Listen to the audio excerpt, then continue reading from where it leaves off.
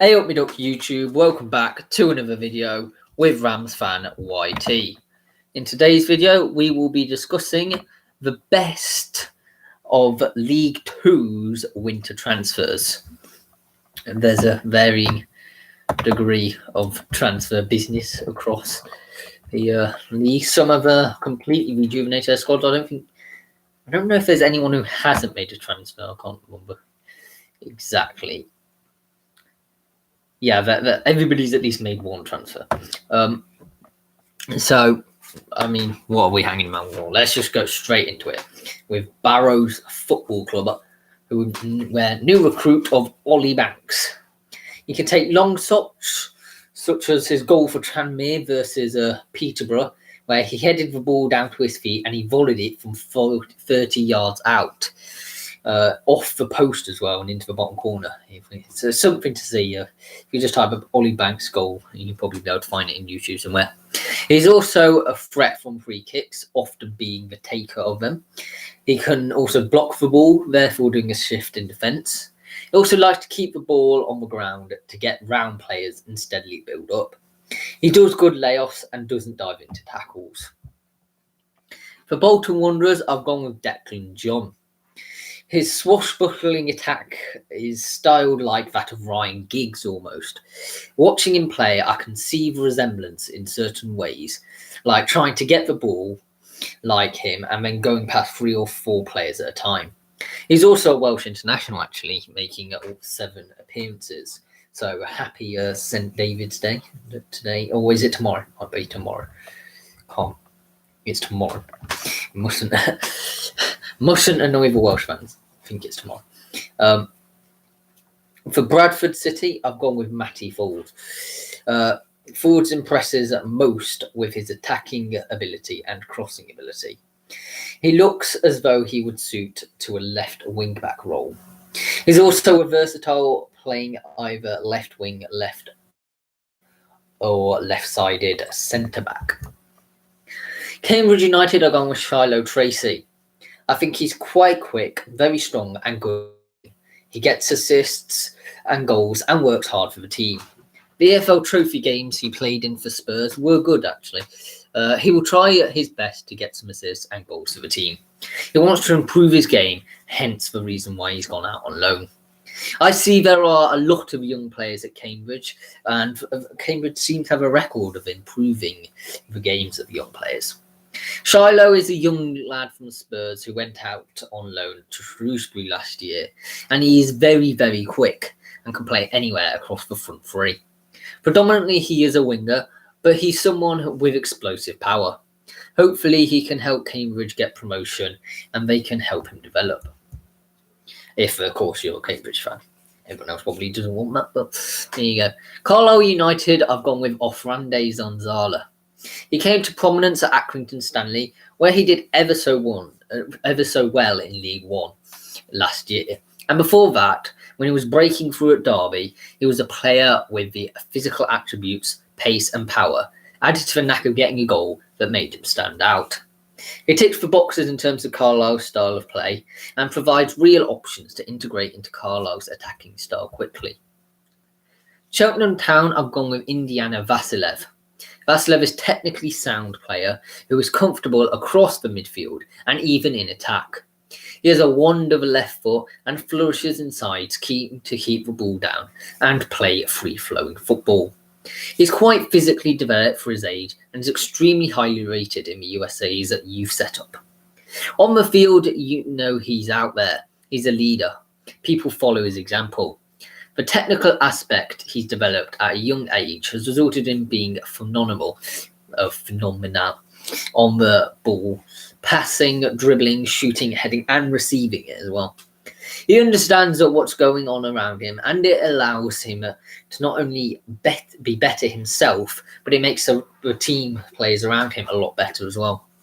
He's got great leadership qualities and he's got an undying desire to win every single time he plays. That competitiveness is an attribute that I think Villa is going to be looking for during this loan spell, and it really drives development.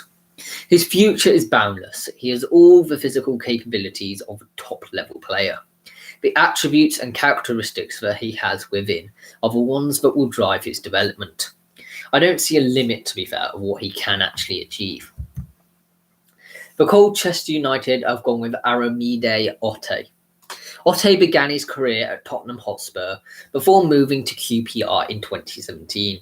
He has made 21 appearances for the R's, scoring twice, but has mainly been loaned out over the past year with spells at Bradford City, Walsall and Stevenage before his latest at Colchester. He was the main striker in the struggling Stevenage side during the first half of the season. Otte managed 4 goals in 13 league games for them before returning to QPR. Otte will go from fighting relegation to battling promotion, hopefully, although it does look like they've gone down slightly since I made this. Because when I created this PowerPoint, Colchester was 17th, but I think they're more struggling relegation now. Steve Bull's side were 10 points adrift, so they could have made the playoffs. I don't think that's going to happen now.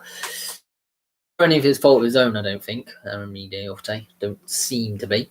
Otte will add some much needed firepower to a Colchester side who has struggled to score goals consistently. The U's have managed just 28 goals this season. Otte will suit Colchester's attractive style of play. He will look to use his pace to get in behind, as well as link up with Callum Harriott and Giovanni Brown. A consistent run of games at Colchester will certainly help develop his game further. For Crawley Town, I've gone with James Tilley. Definitely has potential, he's skillful and provides a good service to the front. However, at National League level, he was easily knocked about. Dare I say it, but at a higher level, it might actually suit his game a bit more. For Exeter City, I've gone with Jockle Anderson. He's kept 2 clean sheets for Morecambe before the transfer, but Exeter know what he brings. He has a great personality and he finds a way of keeping the ball out of the back of the net. He plays beyond his years and personality at any age, and in any sport is absolutely key. He certainly has that in abundance, and you need that at his level. Certainly as a goalkeeper, which is a terrible position where you constantly judge on what goes on in the back of the net and what goes on around you instead of what good job you do. Personality will hold him also in good stead for the future, not just in terms of a loan move, but whatever career he has, and I think he will be a top-class player.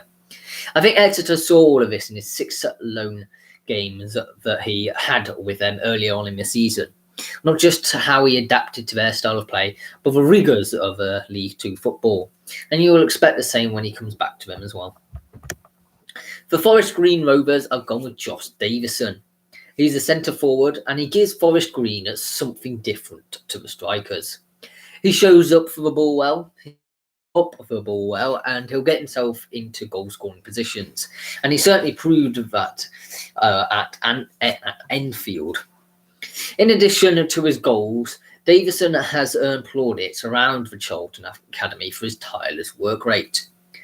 For one thing that impresses you with Josh straight away when you watch him train is his absolute 100% work ethic.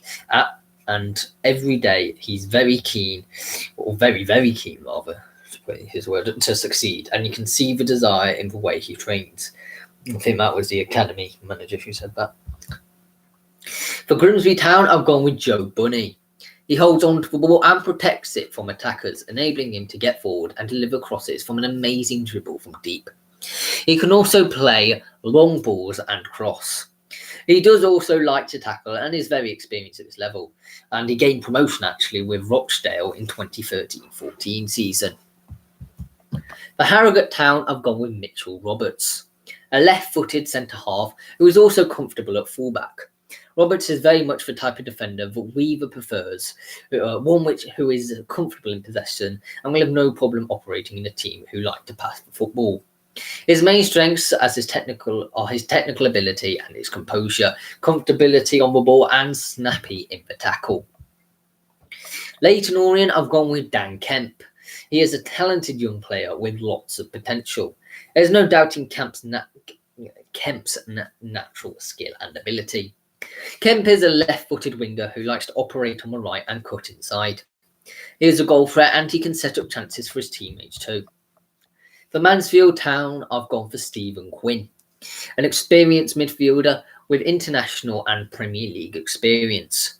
Quinn's contract ends at summer and he's looking to succeed at Mansfield to potentially stay in, maybe get an extension or maybe go to Mansfield permanently to link up with his former manager Nigel Clough. Of course, Stephen Quinn comes from Burton.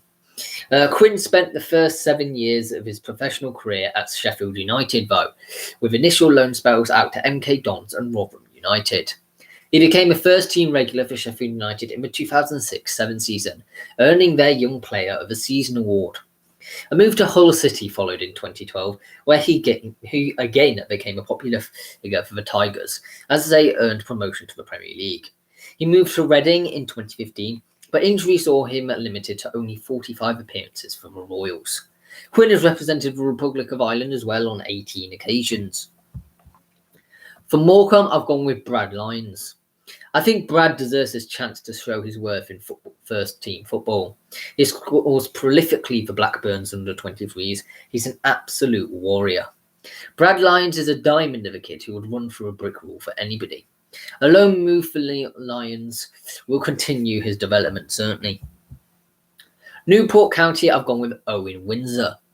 Owen already knows all about life in League Two after his loan spell with Grimsby, which is a big benefit, and I'm sure the experience with Grimsby will stand him in good stead ahead of his move to the club.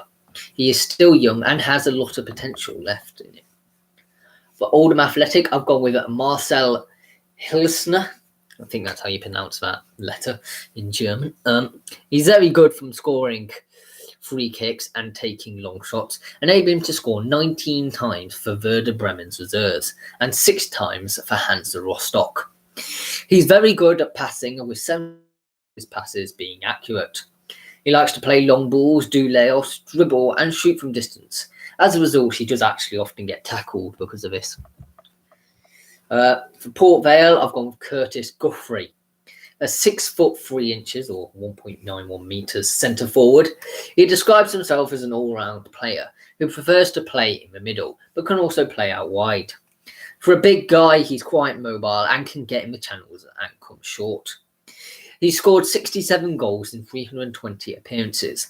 That's a goal per 4 games on average. For Salford City, I've gone with former Derby player Paul Coutts. Oh, I do remember him. He's a totally different player to all of Salford's midfielders. He's an out-and-out holding midfielder who can dictate the game. His range of passing, is very good, and his experience makes him exactly the type of man you want. They've got players in the middle in Oscar Frelkeld, Jason Lowe, Richie Towell, with really good energy, and I feel Paul can come in and give them real composure in their play, dictate the tempo of games and give them more possession. He's been at a high level with Fleetwood, Sheffield, Derby and Salford, and with this experience he's gained, I think Salford City will be hoping that they can really push on with him in the team and get to the playoffs. I think that's their ultimate aim of the season, probably. For Scunthorpe United, I've gone with George Taft. Though primarily a centre-back, Taft can also play as a left-back. After signing for Burton Albion, manager Gary Rowett praised him for his height, after being promoted from the junior to the senior team of Leicester City.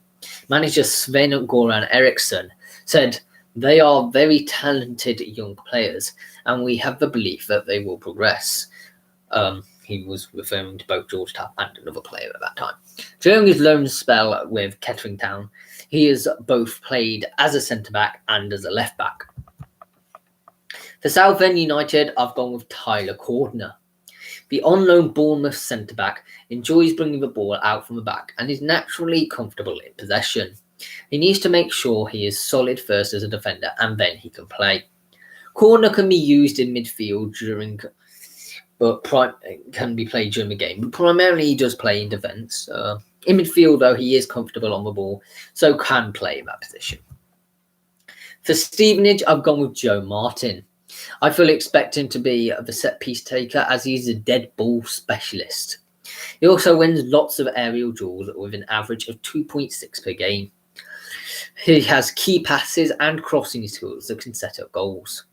His blocking clearing should be looked upon well, and he plays long balls. There's not to mess around in defences. That's not really what you want to do, is it? Tranmere Rovers, I've gone with Callum McDonald. He's good at passes, especially short passes and intricate play as well, with 75.1% of his passes being accurate. And he's already had 2 assists this season. He also prefers to keep hold of possession, a skill which he certainly learned at Derby's academy. Himself. He also does like a bit of a tackle, to be fair. He's been shown 3 yellow cards in his 19 appearances at Tranmere's low spell. For Walsall, I've gone with Frank Vincent. He does like to dribble down the left of midfield, getting into a position to shoot from distance. He's also defensively sound at liking to tackle. He's also a threat on the receiving end of set pieces, being able to get to 1-on-1 at the end of the balls. So, that is it. I will find out if I was correct in saying it is St. David's Day, because I feel like I complete. No, it is tomorrow. It is tomorrow. So, all you Welsh people have a happy St. David's Day tomorrow. And subscribe for more regular content. I do various things like this all the time, not just League 2, but covering anything from Premier League down to non-league. I mean, next week on a Sunday, I've got the best National League winter transfer, and it'll draw the end of this mini-series because unfortunately the National League North and South has been curtailed or cancelled or something like that to the end of the season. And for the midweek, I'm going on to Series 2 of the history of your club, with the history of Barnsley Football Club. So subscribe for a bit of regular content, and I will see you then.